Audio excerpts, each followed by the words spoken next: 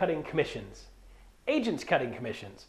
We've been seeing it quite a bit going on in various regions, and it does happen occasionally. And I want to make sure we're clear on what we're doing as a leadership group so you've got the skills that you need to be able to help slow this down.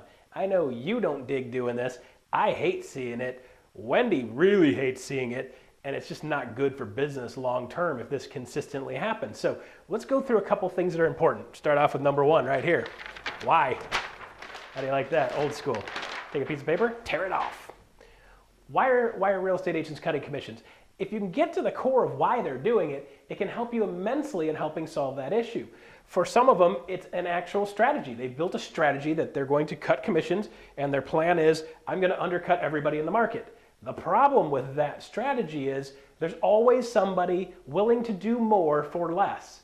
So if you're going to compete just on price, it becomes a battle to who can make the least amount of money and work the hardest, which nobody wants to see.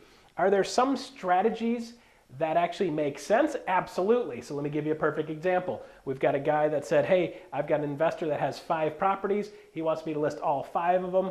Can I do 2% for each one instead of 3% for each one and get a bulk deal? Heck yeah, that makes perfect sense. Even Carrington itself negotiates deals like that with NationStar and Kronos and so forth and so on. We do, when you get a big deal, you can cut commission. So as a strategy, it can work in volume. But when you're doing it as a strategy, one person at a time and one sale at a time, and doing it for your friends and your neighbors and your brothers and giving it away, it just costs you a ton of money. I don't know a single real estate agent in our business that says, you know what, I'm making too much money, I'm just going to give away some of my commission because I got plenty. Don't see a whole lot of them out there like that, right? So the strategy on a big scale works great. Strategy on a small scale, not so good. Not good for the agent, not good for the office, not good for the company, right? Coaching, why? Why would they do commission cutting? Because they've been coached to do that. Well, you know, if you show up and the other person's at 5, go to 4.5. You know, getting something is better than nothing. And we've heard coaches in the market teach that strategy sometimes. Mind-boggling to me that people would encourage their people to undercut and continue to undercut, but sometimes they've been coached that way. Or some of our office leaders have coached them, do whatever it takes to get the listing. And that's great, but only after you've said no, and we'll go through some of that in a bit, right? So are times to do it? Sure. Is it to do it up front and just throw it out there so you can kill everybody else? Not a good plan. Why do agents do it? Because it's easy. It's way easier for you to look at a seller and they say, well, you know, I'd like to list the house for 4% because the other guy said he'll do it for 4%.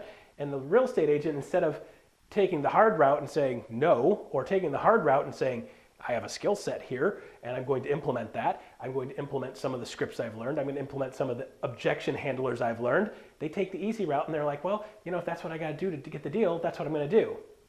Okay, well, if you didn't do all the other stuff and then have to go there, it's a completely different story than if you just roll over and die.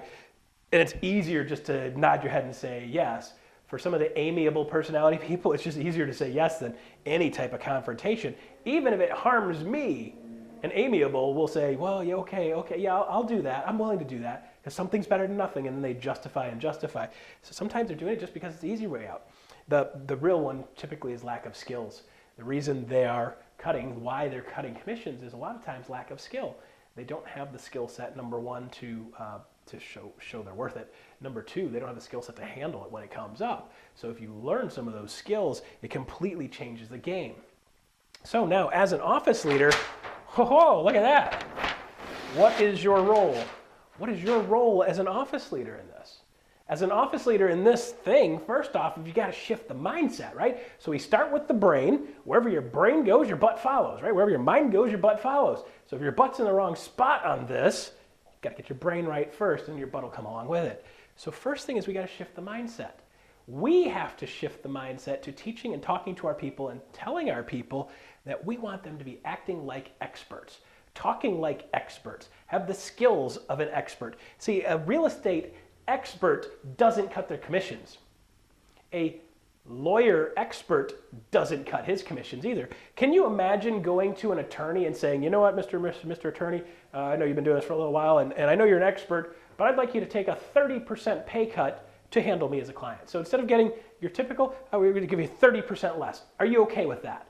And if you don't, I'll go to the next guy down the street. Oh, heck no, right? So when you're looking at a 3% commission dropped to 2%, that is a 30% pay cut. 30%. Would an expert accept a 30% pay cut? Heck no, right? Not only no, but heck no. So we need to start, the mindset is, I'm an expert, I am a consultant. If they don't have those skills to be able to portray that, pretend to be one on TV, so to speak, then we need to work on that. And that's the next step, right? Is how do we work on? What do we work on?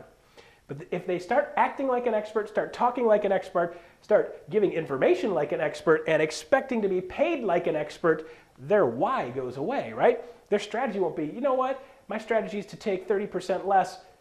Well, no, they never accept that. As an expert, when I walk in to list a house, the last time I did it with a friend, I looked at him and said, I'm a real estate expert. I get paid this much money. And they said, cool, with you, man. You're right, 100%. So part of that is shifting the mindset and helping instill in your agents that they are this. They're an expert and a consultant. Shifting the mindset shifts the verbiage. When you shift the verbiage, it shifts where you are, shifts the way they feel. So it starts with you as an office leader talking to them so they understand that you believe in them. If you believe in them, then a lot of times they'll start to believe in themselves. When they start to believe in themselves, holy moly, stand back. Crazy cool things can happen, right? Beautiful stuff. And then your role as an office leader is to help train them on this.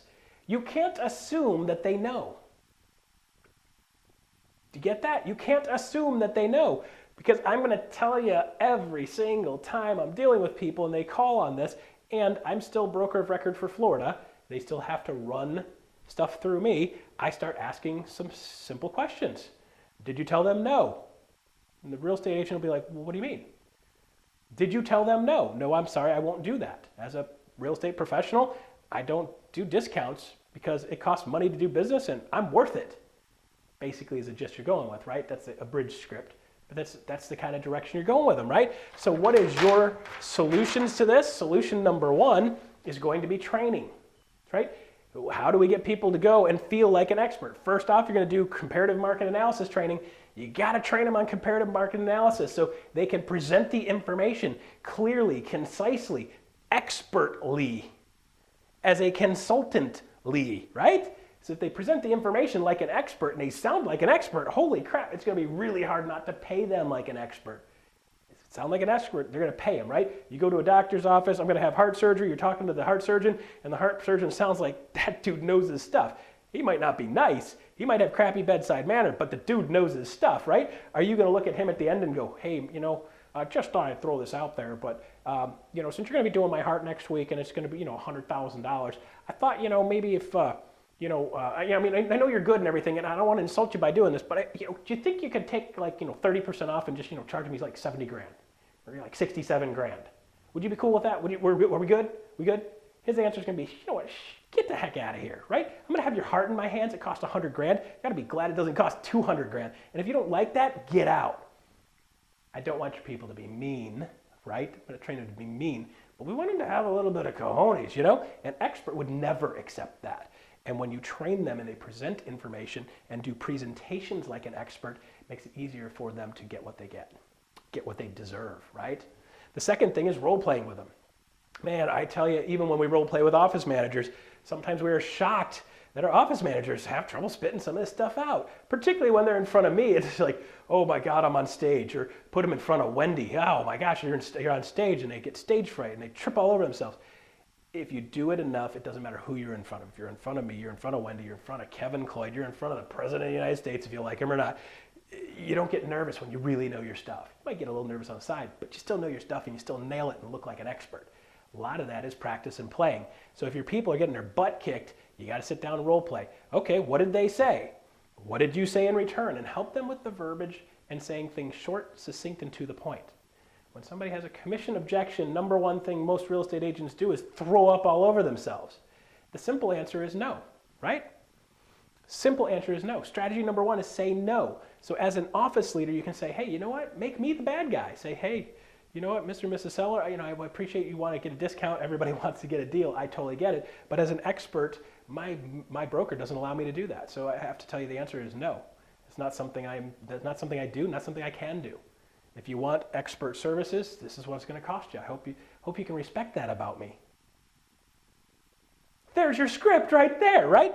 Back that up, replay that 50 times until you can nail that. I hope you can respect that about me.